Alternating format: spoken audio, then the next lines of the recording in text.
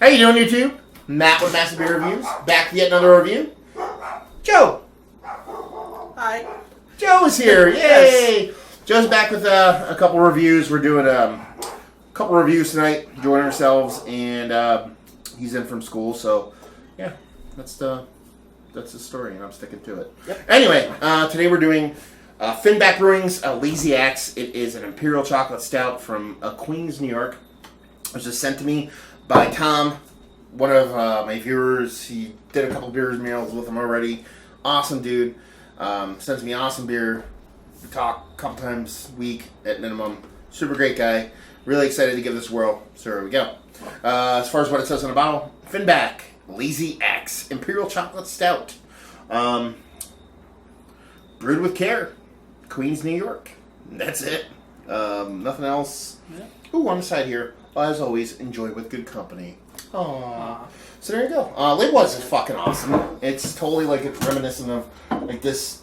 Distilled did this one, which is like totally like just like an '80s kind of porn laser sex thing, and that's kind of the vibe I'm getting off this one. So super excited to give it a whirl. See what the sucker has.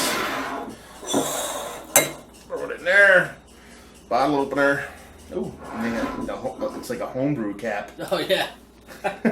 You don't really see that like secondary ring.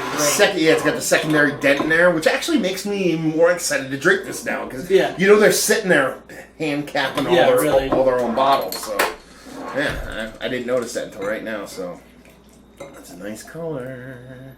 It is. An Imperial Chocolate Stout, 11% alcohol by volume. So let's see. Boom, boom, boom.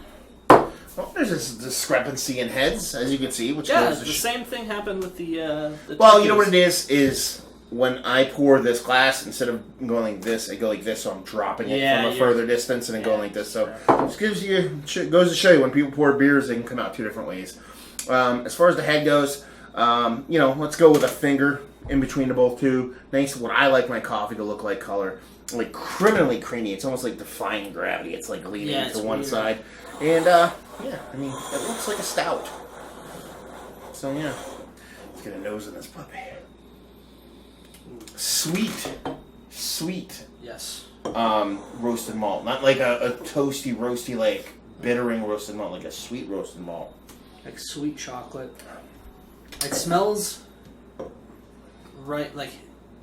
First thing that popped into my head was it smells like a super dialed back chocolate manifesto. Yeah, a little bit. You get that nice kind of like that lactosey kind of sugary little sweetness in there.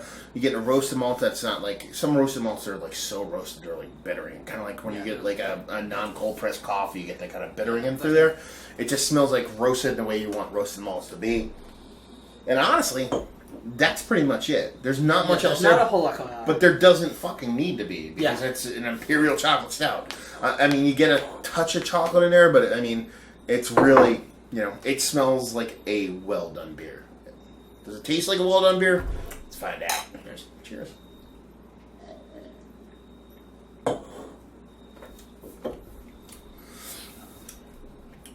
It's really really well made. Is it blowing off the doors of innovation? No. But is it really good? Yeah. The roasted malt is there, but it's not over the top. That's what I like it to be. We just did the Mystic Descendant, and I was talking about how lower ABV stouts can tend to get too roasty for my liking. This is where I like the roasted character to be. The only critique I would give it this is that where's the chocolate? Yeah.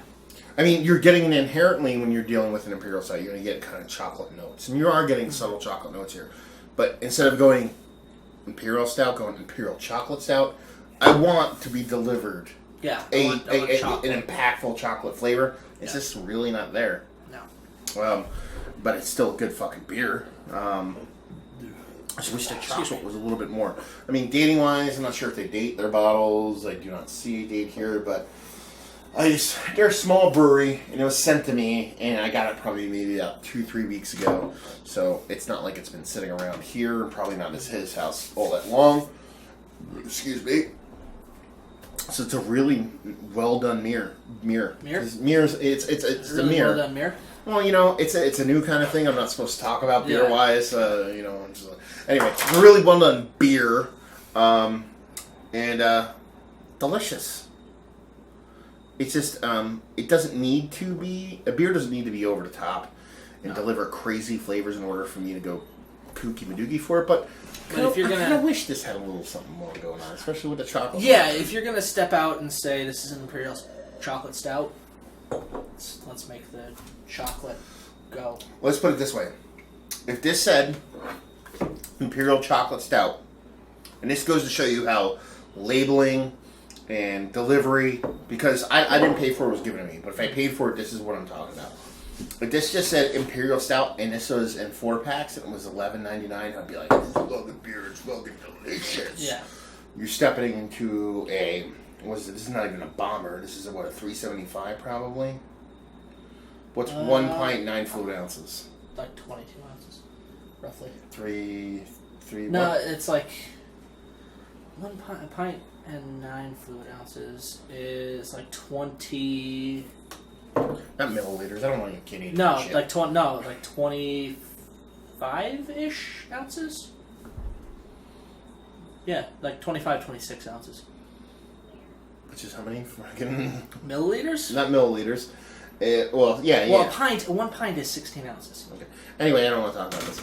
Anyway, it's one of those things where if it was in 12-ounce bottles in a 4-pack and it was $12, I'd be like, this is absolutely it's where I would want that beer to be, not in a pseudo bomber. It's like a squirrely bomber. It's a pseudo bomber at, I'm assuming this is around $10 to $14 a bottle.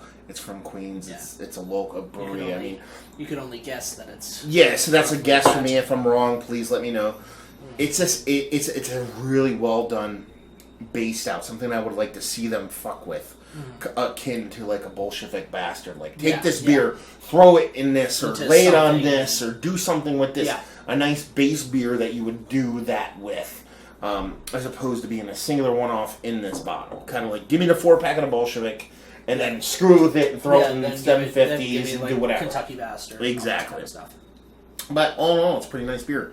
Would I pick it up again? Yes. It's just depending on the price point. If I could pick this up for $7.99 a bottle, I'd pick it up all the time. Yeah. Once you get above $10, yeah, I mean, like pick it up.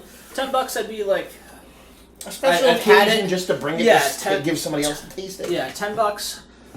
Knowing what it's like, I probably wouldn't have a problem with that. Any more than that, even though I know what it tastes like, I'm like, I don't know. Yeah. So yeah, really well done beer. Would I pick it up again? Yes. Price point would absolutely impact that, and availability. A small brewery out of Queens. I couldn't have got it unless it was sent to me. So let's just say, if you see it, I would pick it up, especially if you're into Imperial Stouts. The chocolate stuff aside, it's a nice beer, and since it's from a small brewery trying to make its name, trying to make a buck, and trying to stay in business, and that alone, I'd probably pick it up just once. Anybody out there, just to make them keep producing beer, because it's really well made. And if you like what way like this, like Joe said, if you like Chocolate Manifesto, but you want something that was like okay. Fly Monkey said, here's the base beer for Chocolate Manifesto, you'd be like, that makes sense. If you think, this is for mostly the Canadians out there. If you all think, 7 of you. Yeah, all 7 of you. If you think Chocolate Manifesto is sickeningly sweet and like just disgusting, this is the beer for you, because it's not that. Yeah, and if you like Imperial Stouts to kind of flirt the line between regular Imperial Stout and Russian Imperial, I think this is where you want to be, kind of beer wise, because it's not an Imperial Stout and it's not a Russian Imperial Stout. It's somewhere in between those two. It has kind of that mouthfeel and that sweet roasty toastiness I like in the Russian Imperials, but then in a regular Imperial Stout, doesn't have that density or thickness. So it's kind of somewhere in between. It's just I want more chocolate because it says chocolate on the bottle. Yeah. There you go. Another review in the books. Hopefully you guys enjoyed the review. If you did or you didn't or somewhere in between, please leave a comment in the comment section below. Like, subscribe, all that fun stuff. If you want to check Joseph or myself out anywhere else on the internet, you can. Facebook, Twitter, Instagram, Untapped, Massive Beers, and all 4 of those places. And how about you?